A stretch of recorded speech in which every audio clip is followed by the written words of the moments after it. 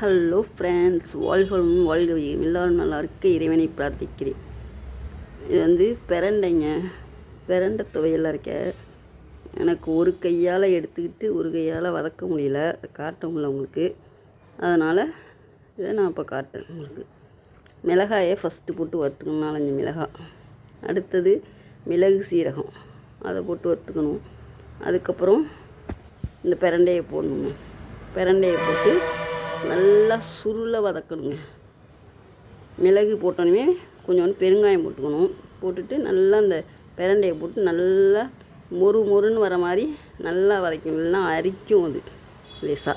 அதனால் அதை போட்டு வதக்கிக்கணும். வதக்கிட்டு அதுக்கப்புறம் இந்த பூண்டு புளி எல்லாத்தையும் போட்டு லேசாக உப்பையும் போட்டு ஒரு வதக்கி வச்சு அப்புறமா அரைக்கலாம். அரைச்சோம்னா நம்மளுக்கு கால் வலி, இந்த எலும்பு தேய்மானம் இதுக்கெல்லாம் நல்லதுங்க. பிரண்டை சாப்பிட்டா நிறைய நான் சொல்லியிருக்கேன் ஏற்கனவே, பிரண்டை துவையல்னு. வதக்கி காட்டணுன்னா எனக்கு ஒரு கையால் வதக்கிட்டு எடுக்க முடியல. ஓகே, பாய்.